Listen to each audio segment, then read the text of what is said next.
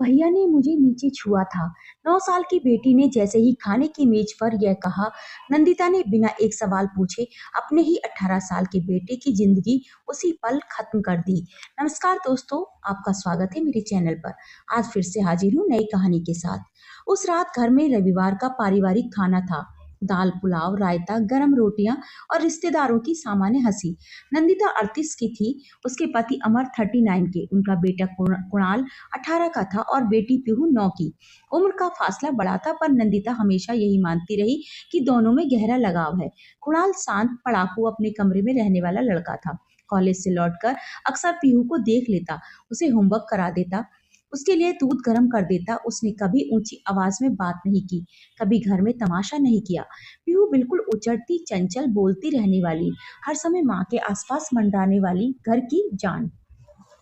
उस रात भी कुछ असामान्य नहीं था। तभी पीहू ने बहुत सपाट आवाज में वही वाक्य कहा, न रोना, न हकलाना, न डर, बस सीधी बात, जैसे कोई मामूली शिकायत हो। मेज पर बैठे सब लोग जड़ हो गए। नंदिता की देवरानी ने हाथ रोक लिया। समर की कुर्सी पीछे खिसक गई। नंदिता ने कांपती आवाज में पूछा, क्या कहा तुमने? पीहू ने दोहराया, भैया ने मुझे 2 बार वहां छुआ। उसके बाद जो हुआ वह इतना तेज हुआ कि किसी को सोचने का समय ही नहीं मिला। कुणाल घर पर नहीं था। समर ने तुरंत उसे फोन किया और घर लौटने को कहा। 20 मिनट बाद वह बैग कंधे पर डाले अंदर आया। चेहरे पर उलझन थी। क्या हुआ? वह इतना ही कह पाया था कि समर ने उसकी गर्दन पकड़कर उसे दीवार से दे मारा। घिन नहीं आई? समर चिल्लाया। अपनी बहन पर हाथ लगाया? कुणाल के चेहरे से रंग उतर गया। उसने पहले समझा ही नहीं, फिर जब बात उसके कानों में बैठी उसकी आंखें फैल गईं। नहीं नहीं पापा, मैंने कुछ नहीं किया, मैं कसम। समर ने उसका जवाब पूरा होने से पहले मुक्का मारा। कुणाल की नाक से खून फूट पड़ा। वह फर्श पर गिर गया।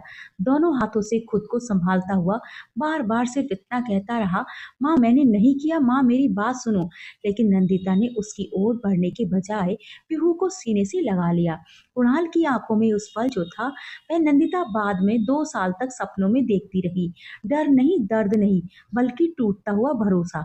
जैसे उसे आखिरी क्षण तक यकीन रहा हो कि उसकी माँ बाकी सबके बाद भी उसे बचा लेगी। समर उसके कमरे में गया। उसका बैग, कपड़े, कागजात सब घसीटकर बाहर फेंक दिए।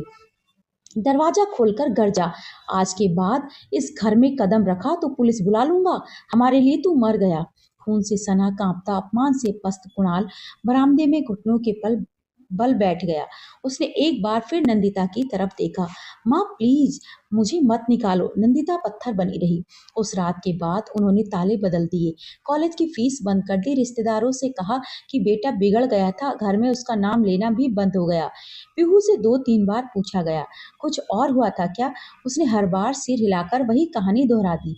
ना उसे किसी मनोवैज्ञानिक के पास ले जाया गया, ना सच की तह तक जाने की कोशिश हुई।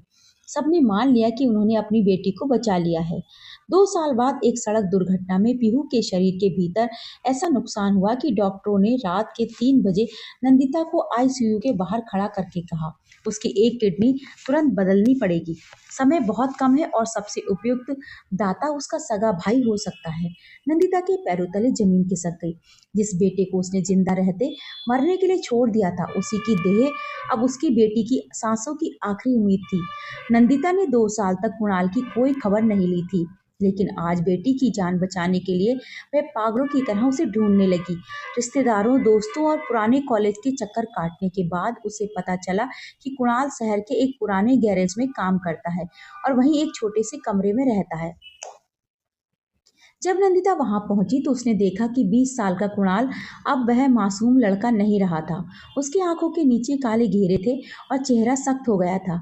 कुणाल, नंदिता की आवाज कांप रही थी। कुणाल ने मुड़कर देखा। अपनी माँ को सामने पाकर उसके हाथ से पाना जमीन पर गिर गया। नंदिता उसके पैरों में गिर गई और रोते हुए पीहू की हालत और किडनी की बात बताई। उसने सोचा था कुणाल मना कर देगा, चिल्लाएगा या बदला लेगा, लेकिन कुणाल ने सिर्फ इतना पूछा, पीहू कैसी है? अस्पताल में टेस्ट हुए, कुणाल की किडनी मैच कर गई। ऑपरेशन सफल रहा। जब पीहू को होश आया तो वह अपने सामने कुणाल को देखकर सहम गई। नंदिता और समर कमरे में ही थे। पीहू ने कुणाल की आंखों में देखा, वही पुरानी ममता, वही पुराना भरोसा। अचानक पीहू फफक फफक फफक कर रोने लगी। नंदिता उसे चुप कराते हुए बोली, बेटा डरो मत, अब भैया तुम्हें कुछ नहीं करेंगे। तब पीहू ने जो कहा उसने पूरे कमरे में सन्नाटा पसरा दिया। माँ, भैया ने कभी मुझे गलत नहीं छुआ था। उस रात खाने की मेज पर मैं बस इसलिए झूठ बोल रही थी क्योंकि भैया ने मुझे दोपहर में चॉकलेट नहीं दिलाई थी और मुझे डांटा था। मुझे लगा था कि पापा उन्हें बस थोड़ा डांटेंगे, मुझे नहीं पता था कि सब इतना बड़ा हो जाएगा। नंदिता और समर के कानों में जैसे गर्म शीशा पिघलकर गिर गया। जिस सच के नाम पर उन्होंने अपने मासूम बेटे की जिंदगी तबाह की, वह एक 9 साल की बच्ची की छोटी सी जिद और नासमझी थी। समर ने कांपते हाथों से कुणाल की तरफ देखा। कुणाल बिस्तर पर लेटा हुआ था, उसकी आंखों से आंसू बह रहे थे, लेकिन उसके चेहरे पर एक अजीब सी शांति थी, जैसे आज उसे अपनी बेगुनाही का सबूत नहीं, बल्कि अपनी माँ का खोया हुआ प्यार वापस मिल गया हो। नंदिता ने कुणाल का हाथ पकड़ना चाहा, पर कुणाल ने धीरे से अपना हाथ खींच लिया।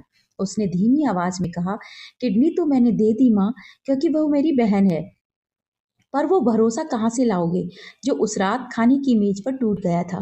नंदिता के पास इसका कोई जवाब नहीं था। पिहू बस तो गई थी, लेकिन वह परिवार हमेशा के लिए मर चुका था। दोस्तों, ये थी आज की कहानी। आज भी हमारे समाज में, हमारे परिवारों में ऐसी ही गलत फहमियां होती हैं और कई मासूमों की जिंदगियां खराब हो जाती हैं। आपका इस बारे में क्या विचार है? कमेंट करके मुझे ज़रूर बताएं। और इसी तरह की नई नई और सोशल कहानियों के लिए मेरे चैनल को ज़रूर सब्सक्राइब कर लीजिए। वीडियो को लाइक और शेयर भी जरूर कीजिएगा। कहानी सुनने के लिए आपका बहुत बहुत धन्यवाद।